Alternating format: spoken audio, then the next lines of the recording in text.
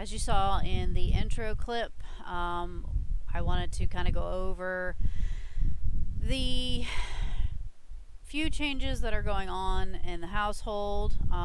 There are some that I can't discuss, but there are some health-wise about Michael and I that I am going to put on here.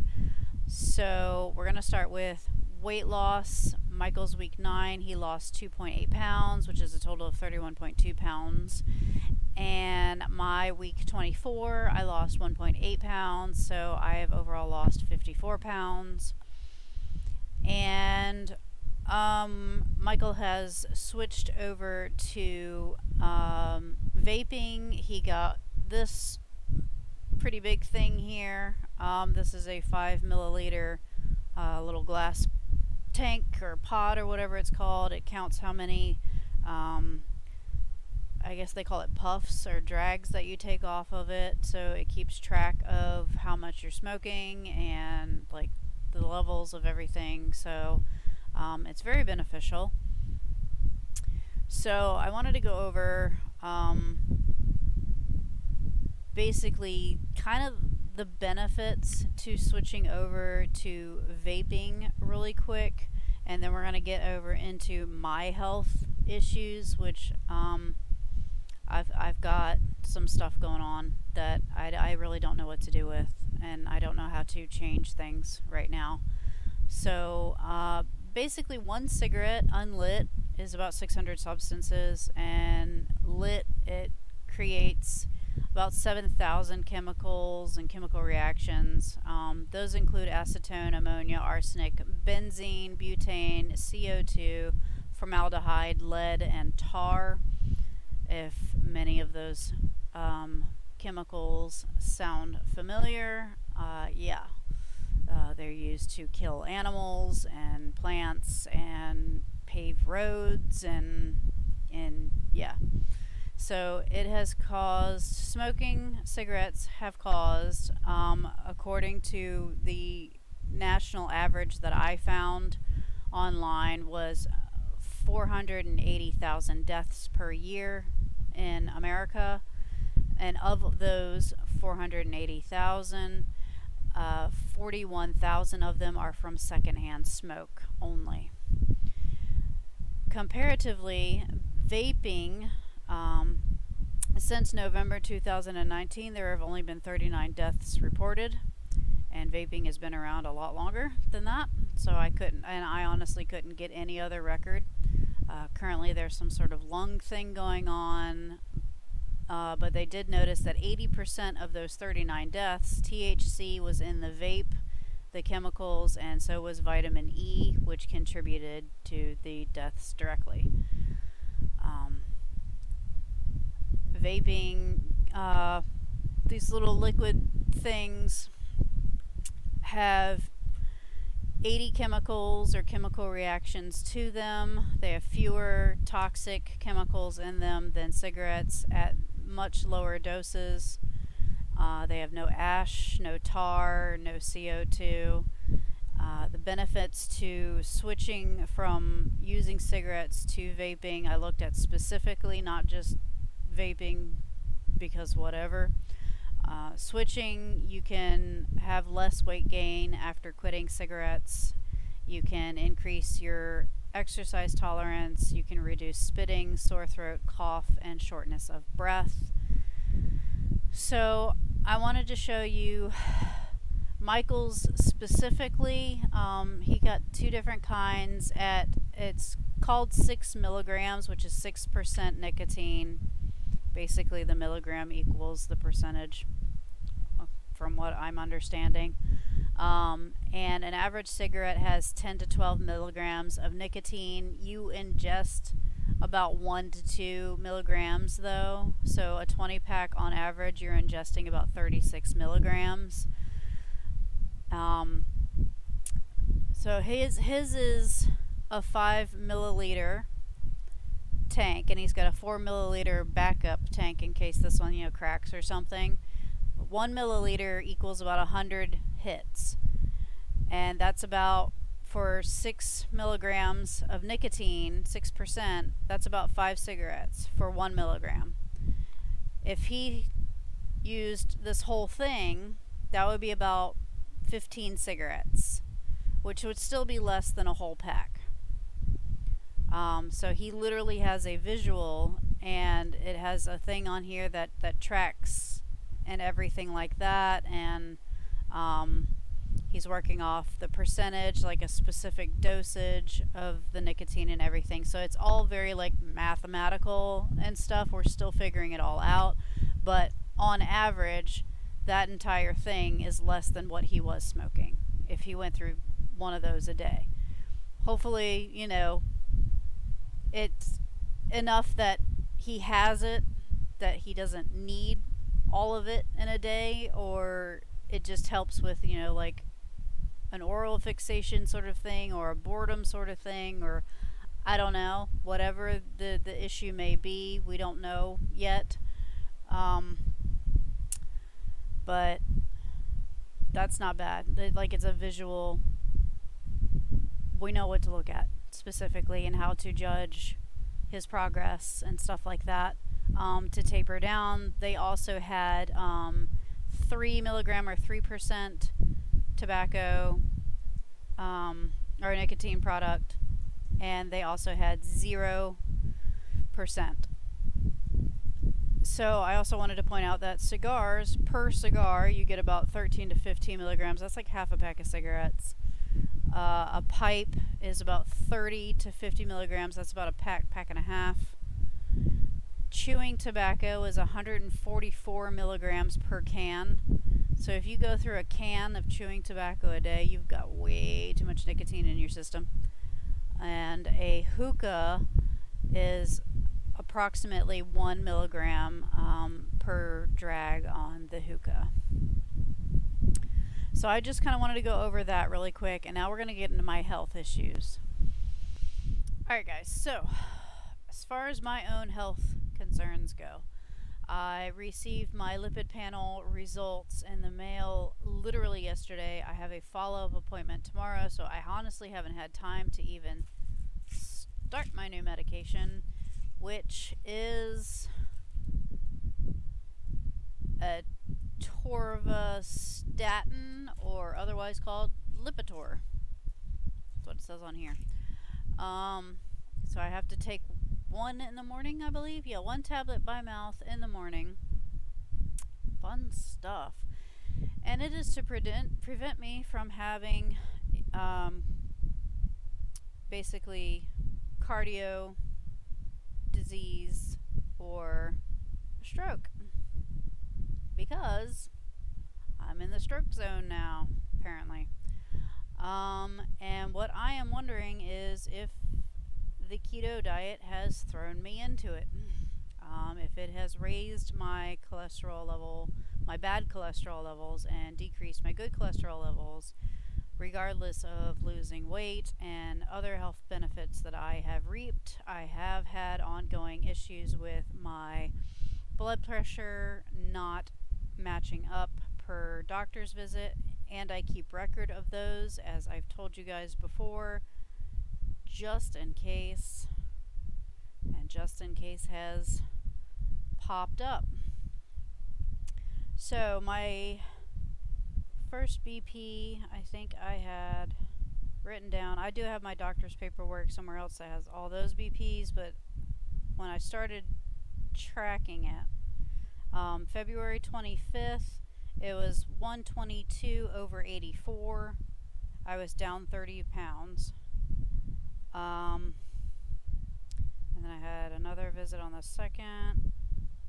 April 14th, I am down 46.6 pounds on the doctor's scale, and my blood pressure was 100/50.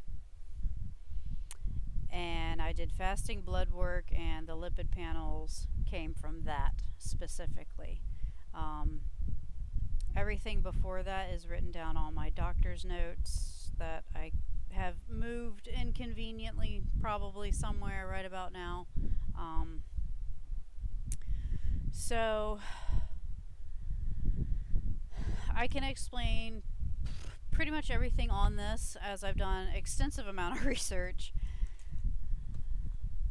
except for exactly what cholesterol is. I can't give you a good definition of that unless Michael wants to look that up. So LDL means low density lipoprotein, and that's called bad cholesterol. You don't want high LDL numbers. You want them to basically be as low as possible. My LDL particle number means that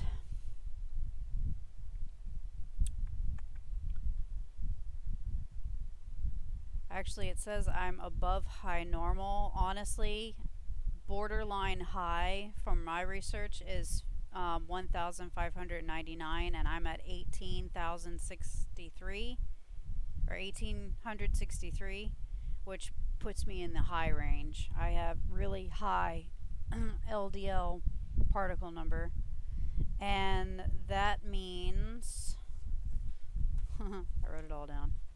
I did, I swear. Your LDL particle number is the measurement of the number of LDL particles in serum as opposed to the LDL-C, which is the measurement of the amount of cholesterol inside the LDL particle.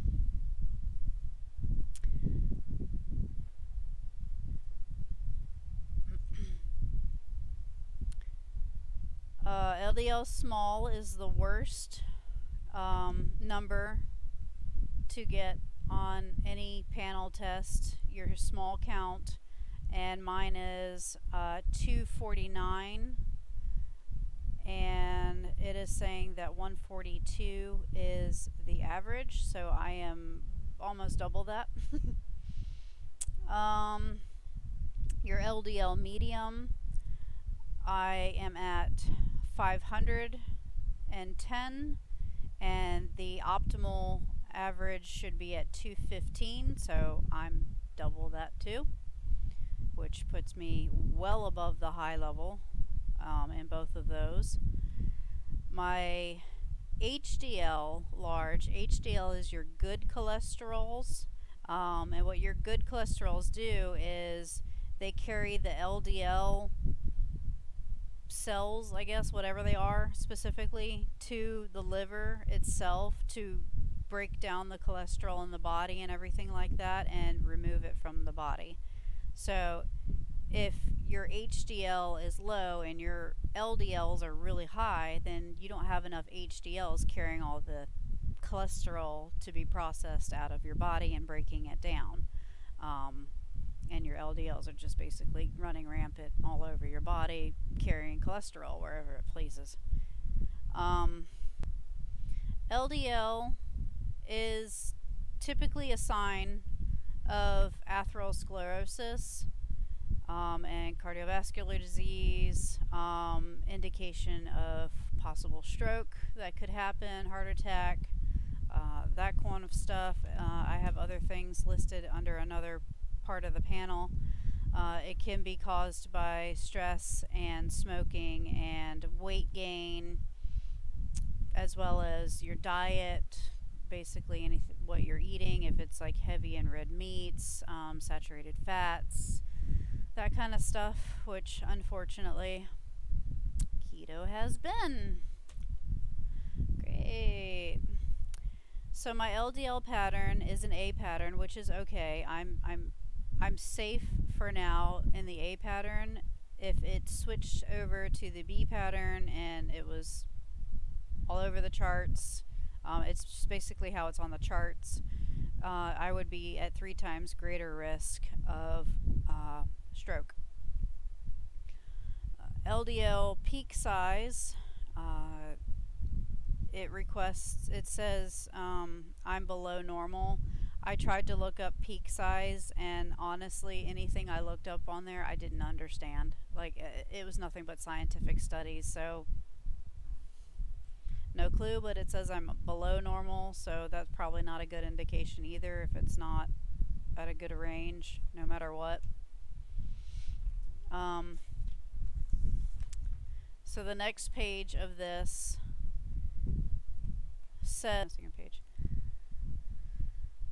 says adult cardiovascular event risk category cut points are based on U.S. adult reference population plus two large cohort study populations.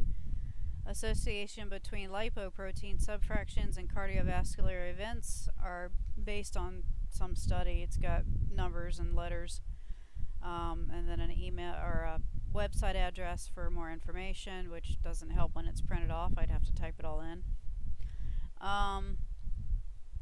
And this test was developed, and its analytical performance is characterized by Quest Diagnostics. So, lovely. And I don't know what that is up at the top. Reference. Optimal. Below optimal. It doesn't say.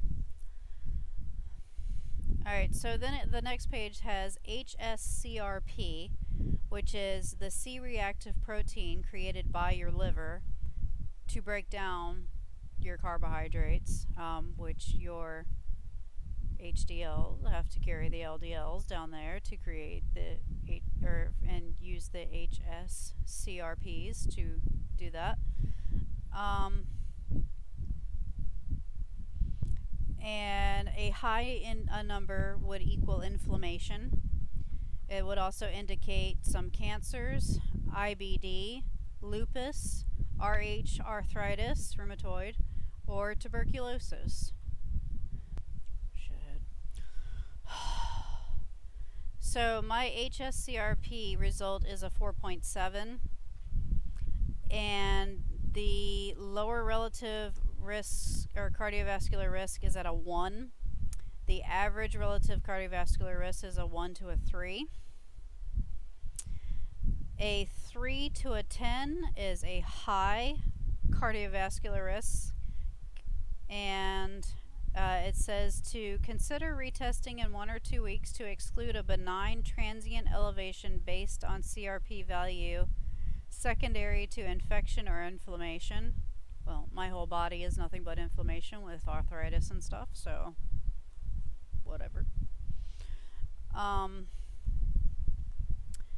then over here under that it says LPPLA2 activity, which is the enzyme that assesses inflammation in arteries.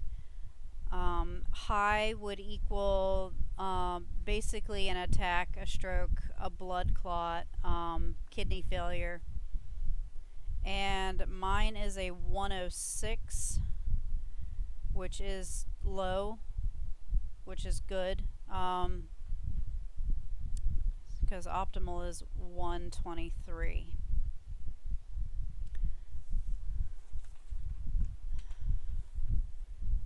So I did a lot of research on what diet would be better for me as far as lowering the bad cholesterols, raising the good cholesterols, and still being able to stay in a weight loss situation and not mess up everything that I've worked on so far. And what I have fallen on so far is a really strict keto meets Mediterranean diet, basically, like keto approved products. There's a lot of them that should be fine. There's also a lot of Atkins diet items that should be fine on the Mediterranean diet. So basically anything that increases my LDL, the bad cholesterols, would be sugar, refined carbs, which I listed them on the back. Refined carbs would be grains, refined grains, refined oils, processed foods, mostly anything with like trans fats. Beef, lamb, too much poultry. Poultry has to be like twice a week at most. Pork, butters, margarines, creams, milks, coconut and coconut oil, palm and palm oil, cocoa butter, and egg yolk would raise the bad cholesterol. Um, I think I got all those: canola, cottonseed, sausages, deli meats, soybean oil. All those would raise. And what is suggested on the Mediterranean diet, which I haven't really looked into, um, is to focus on monosaturated fats specifically, which is olive and olive oil, within limits. Don't go overboard with olive oil, apparently. Tree nuts, avocados in abundance, omega 3s, which are in any sort of seafood: salmon, mackerel, bluefin, herring, tuna. And just in case I don't get enough omega 3s, I literally bought some fish oil, or we had fish oil that nobody had used, so I'm going to be using them. To avoid all trans fats, to avoid saturated fats, which is very difficult to do.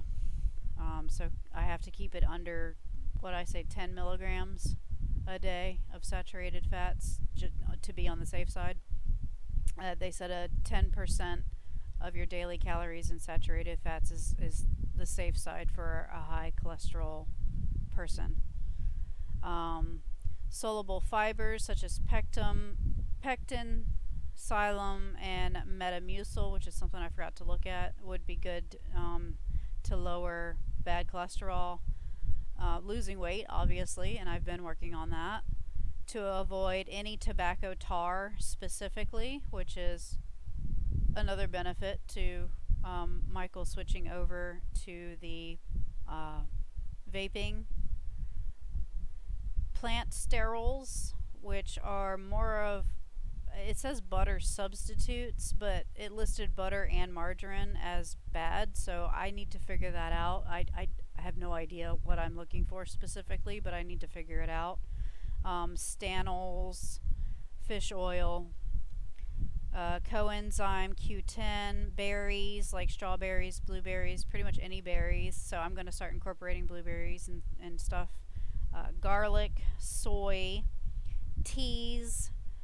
Specifically, it had 2 chemicals listed, so I wrote those down so I can look for those if they even are on a nutritional label. Usually they're not. I'd have to research it. Kale, spinach, being on a low carb diet. Niacin is good for lowering bad cholesterol. Egg whites and red wine can lower bad cholesterol by 15% if you drink a glass a day, apparently. Which is why the Mediterranean diet is like highly ranked, apparently, for managing cholesterol. So I made a brief little grocery list for myself to start off with, and I'm really iffy about some of these ingredients because I've cut them out for a specific reason, not because I was on keto, which, I mean, yeah, that's one of the reasons, but because some of them are trigger foods, some of them I can overindulge in. I really am terrible at portioning out, and some of them I'm not interested in. Like fruit. Fruit was listed. I'm not a fruit eater. I'll eat berries every now and then, but it's rare. Like, you will never see me snack on an orange or something. Like, I don't like fruit. That's, I guess, just who I am. So my grocery list is broccoli, cauliflower, spinach, onion, kale, cucumber, which should be okay on Michael's diet as well because he's still on keto. Strawberry, blueberry, which he would have to have very minimal amount. Almonds, walnuts, cashews, basically any tree nuts, pine nuts. It. I wrote potatoes down, but I'm gonna do a lot more research as to what specific potatoes and how much and how often is going to be enough to lower the bad cholesterol and not get me in my rut of my addiction to starch. That is a trigger food. That is a food that has caused me to get fat because I overindulge in it. So I need to be incredibly strict with it and only eat it if it's portioned out specifically. Whole grains. I was thinking the Sola bread or the frozen low carb bread would be good because they still have whole grains in them, but they're made to be low carb because they don't really have like like the processed flour and all that in it. Seafood, I'm just gonna stock up on seafood. I'm still gonna keep frozen chicken in the freezer, and I'll just have it like twice a week. Garlic, basil, mint, rosemary, sage, nutmeg, cinnamon, pepper specifically. Try to leave out the salt, was written in there. Use more seasonings than salt. So I need to make sure I'm stocked up on my seasonings. I know I have a lot of seasonings, but I know I used garlic powder and onion powder a lot.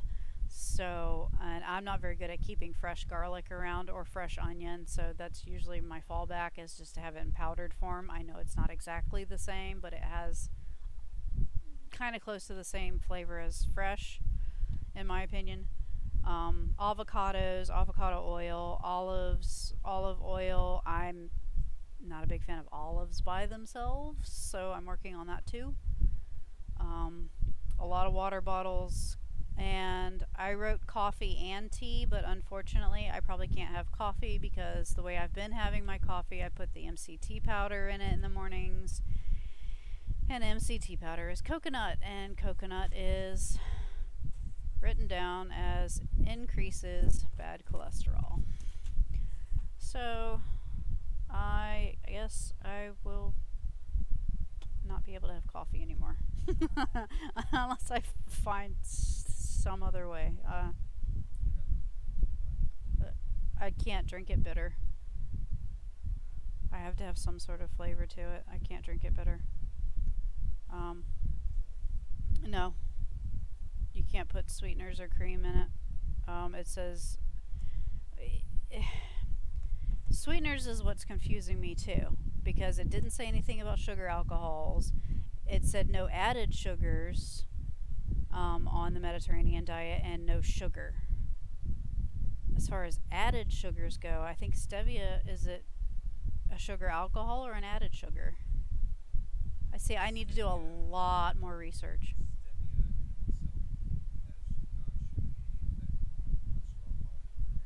Okay, well, I don't know. That would be like a really abundantly sweet flavor in something that's overly bitter.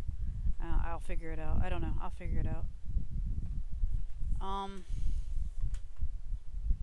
Thank you.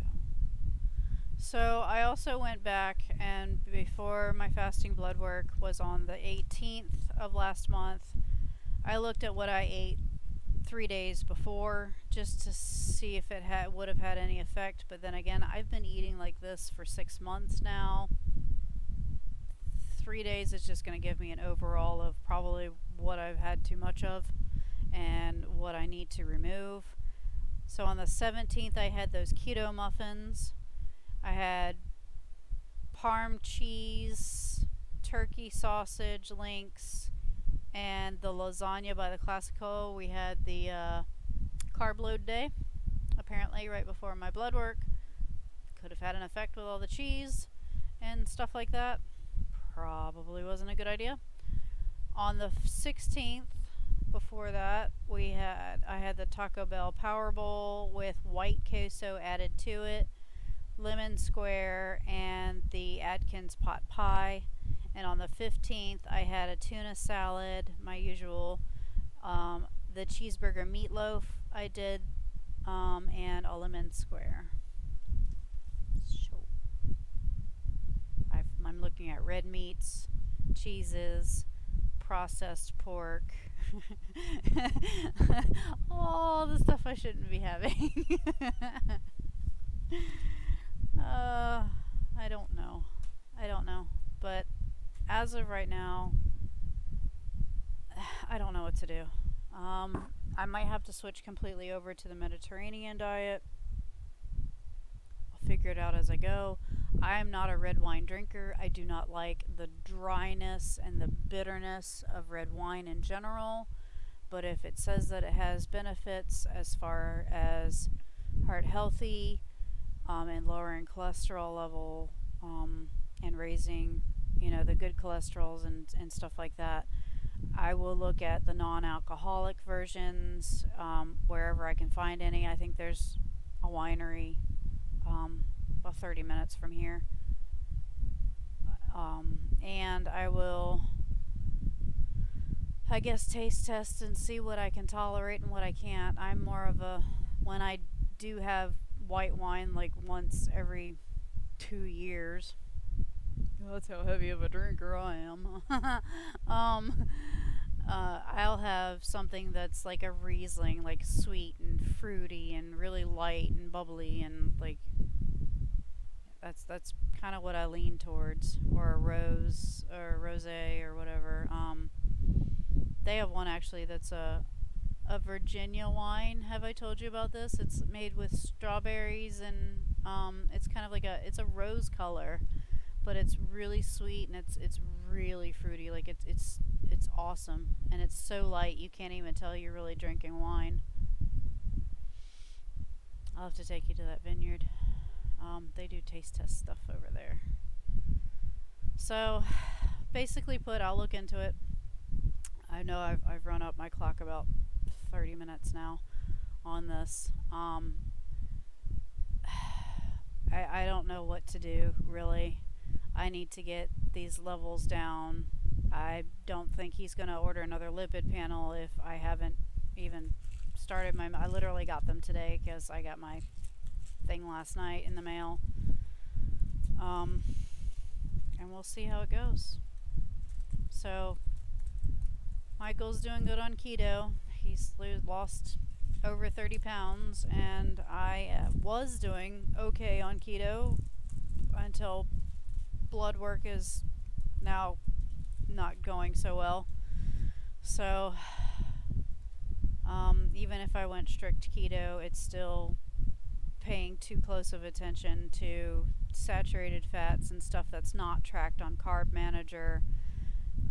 So I might as well just flip over to the Mediterranean diet and see if I can just stick to that as much as possible.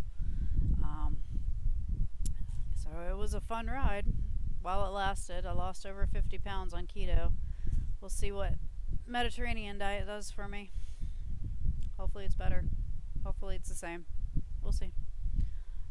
I will catch you guys in another video at another time. Thanks for tuning in.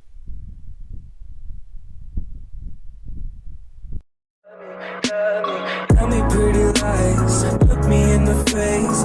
Tell me that you love me, even if it's